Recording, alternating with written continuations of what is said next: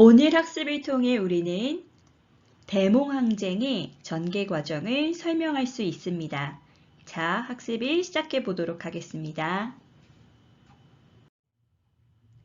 고려 전기 대외 관계를 학습하면서 10세기 말에서 11세기 초의 거란족, 12세기에는 여진족이 침입했던 것을 모두 학습했습니다. 오늘은 고려 후기 대외 관계를 학습하면서 특히 13세기에 세계 대제국을 건설했던 원나라, 바로 몽골이 쳐들어오게 되고 이에 맞선 고려의 항쟁에 대해 포커스를 맞추어 학습해 보도록 하겠습니다. 거란, 여진에 이어 1170년 무신정변 이후 13세기에는 누가 쳐들어오냐면 몽골이 쳐들어와요. 13세기에는 몽골이 쳐들어옵니다. 여러분 칭기스칸이라고 들어보셨나요?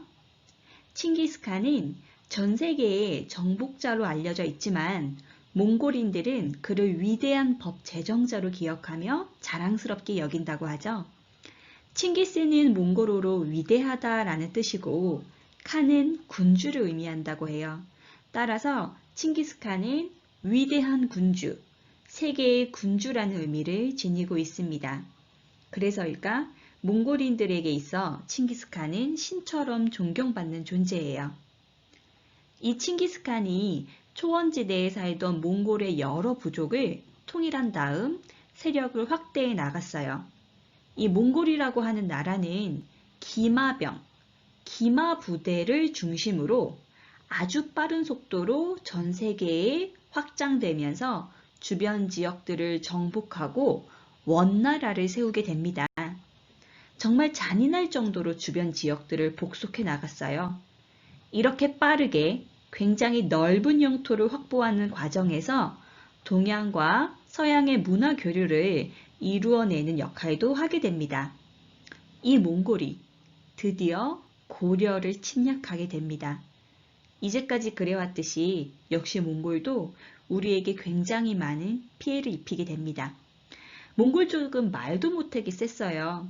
방어가 불가능할 정도로 넘사벽 군사력이라 속수무책 당할 수밖에 없었죠.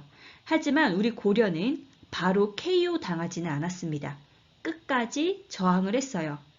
원래 원나라는 고려를 복속시켜 역사 속에서 완전히 지워버리려고 했었는데 40년 동안 계속되는 전쟁에도 끈질기게 저항하는 고려에 혀를 내두르고 결국 고려에게 복속이 아닌 군신 관계를 요구하게 됩니다. 이런 몽골의 침입 과정 속에서 활약했던 인물들을 한번 살펴보도록 하겠습니다. 자, 먼저 당시에 무신집권 세력이 있었는데요. 무신집권 세력 중에 어떤 인물을 살펴볼 거냐 하면 최우라는 인물이 되겠습니다. 최우 기억나시나요?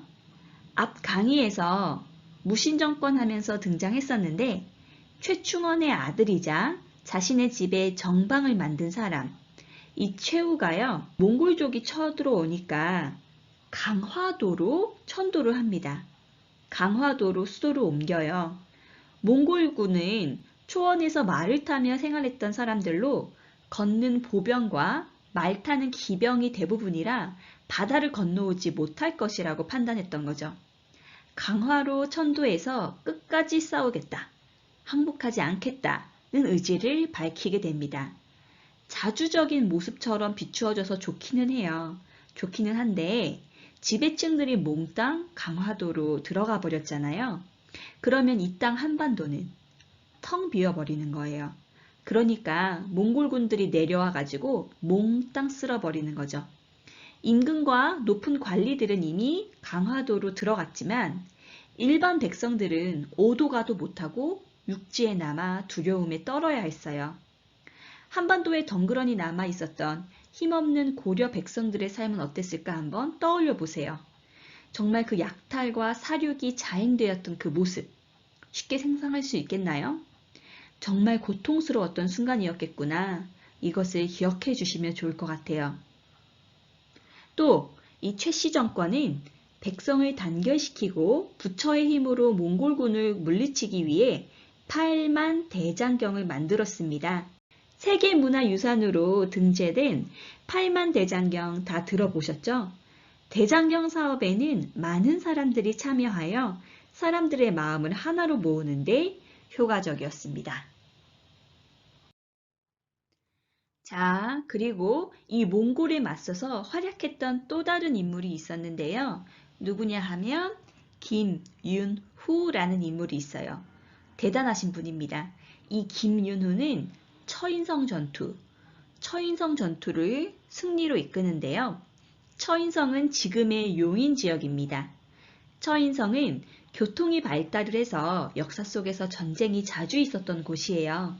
몽골군은 이 보잘것없는 처인성을 단숨에 차지하고 남쪽 지방으로 내려갈 생각이었습니다.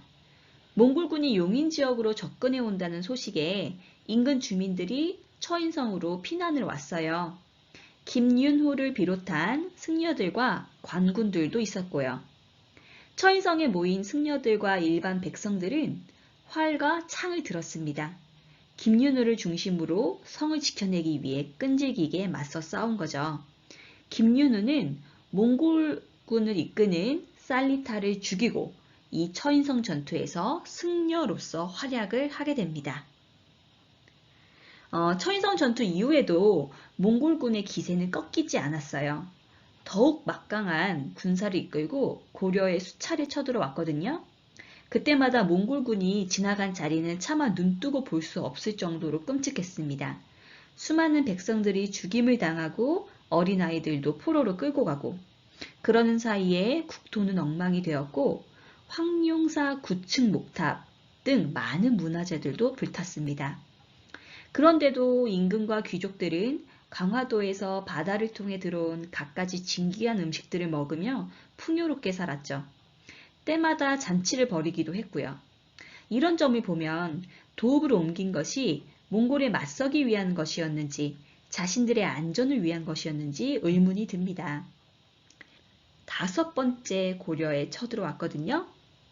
그동안 몽골군은 다양한 신무기로 무장해 더욱 강해졌어요. 서경을 지나 철원, 춘천을 거쳐 단숨에 충주까지 밀고 내려왔어요. 만약 충주가 무너졌다면 경상도 지역까지 위험한 상황이었죠. 충주성에 모인 군사들과 백성들은 70여일 동안의 전투를 치르면서 지칠 대로 지쳐 있었어요.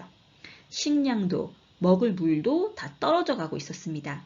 이때 지친 마음을 일으켜 세운 사람이 있었어요. 바로 김윤후였습니다. 처인성에서 공을 세웠던 승려 김윤후가 관직을 받았거든요. 그래서 관리 김윤후. 그가 노비 문서를 다 불태워버립니다. 그리고는 이렇게 말해요.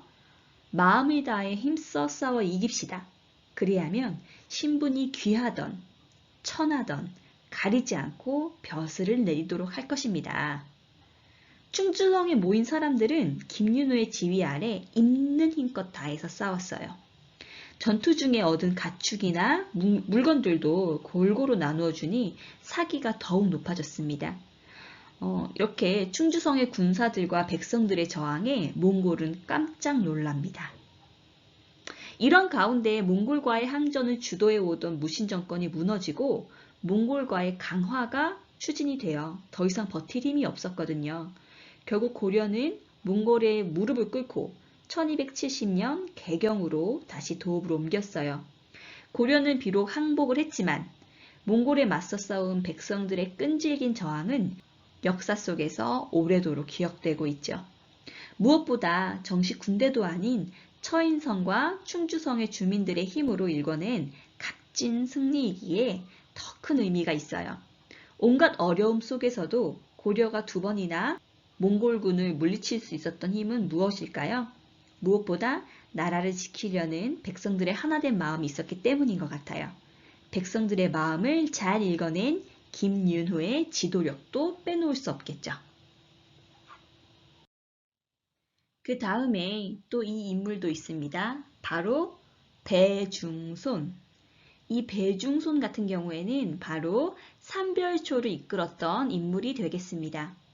삼별초는 지난 시간에 학습했지만 예전에 최씨 가문이 특별한 임무를 맡기려고 만든 군대였어요. 오랫동안 무신정권을 지켜오는 일을 맡다가 몽골이 침략한 뒤로는 계속해서 몽골군과 싸워왔습니다. 이 삼별초 같은 경우에는 어디에서 어디로 이동했는지가 중요해요. 맨 처음에는 강화도에 있었잖아요. 강화도에 있다가 그 다음에 진도로 이동했다가 이후에는 제주도까지 이렇게 이동하는 모습을 보이고 있습니다. 삼별초. 이 삼별초가 굉장히 힘이 셌나 봐요. 그래서 몽골도 이 삼별초를 어떻게 해야 되는지 고민이 굉장히 많았던 것 같아요. 삼별초는 왕의 명령을 어기고 몽골과의 전쟁을 계속하기로 했습니다. 배중손 장군이 삼별초를 이끌고 강호도를 떠나서 진도로 옮겨갔어요. 삼별초는 진도를 중심으로 남해안 지역을 손에 넣고는 새로 왕까지 따로 세우고 싸움을 이어갔습니다. 그러자 원종은 몽골에게 도움을 청했어요. 그래서 고려와 몽골이 연합을 하여서 진도로 쳐들어갔고 이 전투에서 삼별초가 세운 왕과 배중손이 목숨을 잃었습니다. 삼별초는 다시 제주도로 옮겨갔어요. 배중손의 뒤를 이어서 김통정이 삼별초를 이끌었습니다. 보면 알겠지만 계속 섬을 중심으로 해서 싸우고 있죠.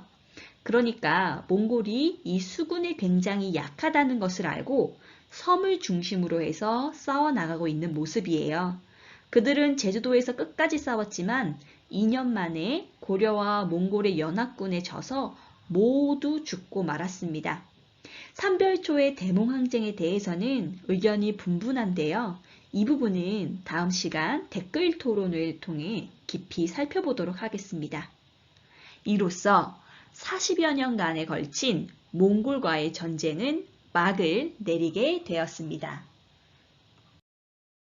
학습하신 여러분 수고하셨습니다.